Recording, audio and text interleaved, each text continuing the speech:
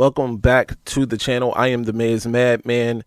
Before we get started, hit the like and subscribe button and the notification bell so you're aware every time I upload a video. Be sure to drop a comment down below. Let's get to it. In this video, we'll be talking Michigan receiving some praise from the unlikeliest of commentators, plus some recruiting notes, all that, and of course, I'm upset. No disrespect, respectfully, but disrespectfully, it's disrespect. Don't be disrespectful. Those vile, disgusting Spartans, poor little bro them. And I'ma tell them where I'm at. That vile, disgusting cesspool in Columbus, the other state, and of course, as always, I'm upset. I'm gonna tell them where I'm at. I'm mad because despite Michigan's utter dominance of all opposition, they still seem to have a certain level of detractors, of haters, whatever you want to call them. And I understand it to a certain degree, right? Because Michigan hasn't played the toughest competition, at least according to all the metrics that we measure competition thus far. That said, what do you do when you play inferior competition? You dominate them. And Michigan has done just that, which shows their dominance and completeness. That said, let's get to number one detractor. Paul Finebaum, host of the Paul Finebaum Show on ESPN. He is the mouth of the South. He is an SEC lover and Michigan hater, especially Jim Harbaugh.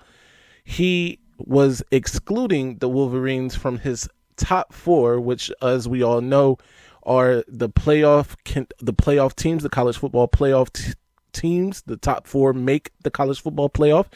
And Finebaum, to this point in the season, had been excluding the Wolverines from that top four, as he put it, because of the inferior competition. That said, even after Michigan dominated Nebraska on the road 45-7, Michigan was left out of that top four for Finebaum. But after a 52-10 drumming of Minnesota, he could not continue the ignorance. And that we got to call it what it is. It's just pure and utter ignorance to leave Michigan outside of the top four at this point. If they're not a top two team, honestly, it's laughable. But I digress. He had this to say: let's welcome Michigan back to the party. The number four, yes, they may be the most complete team in the country. Let's stop right there. If Michigan is the most complete team in the country, then there's no excuse for you to have them outside of the top four. But I digress again. Let's move on. They're the most complete team in the country, but we need to see Michigan play real football. And so far, they're playing a bunch of pretenders. They'll get a competitive game maybe in November, but not yet. So even while levying a bit of praise, he still managed an underhanded shot at Michigan, but we expect nothing less from Paul Finebaum at this moment, or at this point in time, right? So let's move on to detractor number two. That would be former head coach of the other state Buckeyes, Urban Meyer. Urban famously, a couple of weeks ago, before Michigan took on Nebraska in Nebraska, went on to say that he thought that game would be competitive.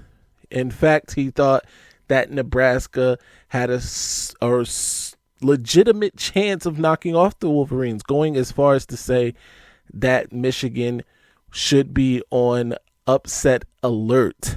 Of course, Michigan did what they did, 45-7 points later, and now he also is singing a different tune. He says this, quote, "There's a lot to be said to that, speaking of Michigan and their dominance of the competition so far. And that means your team's well coached and your team's prepared, and they must be having really good leadership on the team."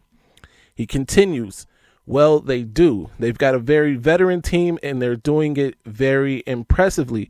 To go on the road to Nebraska, I actually said that game might be close. It wasn't close. I thought Nebraska's defense would hang in there a little bit, but they didn't. And then Minnesota is not a walk in the park. That's a tough place to go play.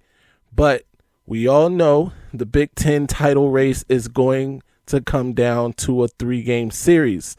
Michigan plays at Penn State and then Ohio State up there, he says. So they're doing what they're supposed to do. So neither one of those guys outright gave Michigan the credit that they deserve. I guess Urban Meyer was as close as it gets, saying that they're doing what they're supposed to do, and they're doing it in an impressive way. But I just thought it's interesting that these two very public detractors of Michigan football had to eat a little crow. We move on. Let's talk a little bit about Michigan on the recruiting trail. Of course, in the 2025 class, Michigan is heavily recruiting defensive backs, including Onis Konanbani. He is a 6'2", 170-pound corner out of Columbia, South Carolina, Heathwood Hall High School. He visited Michigan in the offseason back for the barbecue at the Big House, and he's kept in contact with the Wolverines, most notably Jay Harbaugh, the safeties coach. He said this about the Wolverines, quote, "I've been keeping in contact with them. They've been sending me messages. They'll call every once in a while. I've been talking to Channing Goodwin, who is Michigan's wide receiver commit out of Providence Day School in North Carolina. For those who don't know, he's been trying to get me on with them." This would be a great get for Michigan. Another kid from the South. He is originally from the state of Georgia, I believe, and he is highly ranked. He is an on 300 recruit, ranked very highly in the class. In fact, rated 115 according to On3. He is the 10th ranked cornerback and the 15th ranked player out of the state of Georgia. So Onis Konanbani, keep that in the mental Rolodex. I'll update you as more information becomes available. Keeping with the defensive backs theme, Michigan is also recruiting rising 3-star Jamari Deloach out of Chesapeake, Virginia, Oscar Smith High School. Deloach is a personal project of defensive coordinator Jesse Minter, who identified Deloach in the spring. Deloach was also on campus for the barbecue at the Big House, just like Konanbani, and he currently holds the fastest times for indoor in the 200 and 300 meters in the state of Virginia. He did that last year as a sophomore. So he is a speedy guy. Also, like I said, a rising star. So don't expect for him to be a 3-star much longer. In fact, depending on the service that you follow, he may already be a 4-star. He is right now considered a heavy lean to the Wolverines. He is 6 feet, 170 pounds. I'll keep you posted on this one as more information becomes available as well. Moving right along, the visitor list for the Wolverines isn't very long for this upcoming game against Indiana, but it is very important and star-studded at the top. And right at the top of that list is 5-star safety DJ Pickett. Pickett, of course, you've heard me talk about him in the past. He does have ties to Michigan as his mother is an alum of the university. Pickett out of Zephyr Hills, Florida, and Zephyr Hills High School is a 5-star safety. He also plays wide receiver for his high school. And speaking about DJ's ties to Ann Arbor and the University of Michigan, his grandmother lives less than 30 minutes away from campus. His late aunt was also the first tenured African-American professor at the university, and he has a cousin that is a provost at Michigan. So the ties run deep for Pickett and the Pickett family in Ann Arbor. Hopefully that goes a long way in landing him, because he is an absolute baller. He is also good friends with Michigan commit in the 2025 class, Chris Ewald.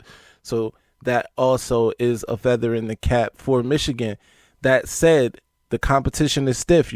As you may already know, for a 5-star in this landscape, he is being recruited by SEC powers, Florida and Georgia, among others.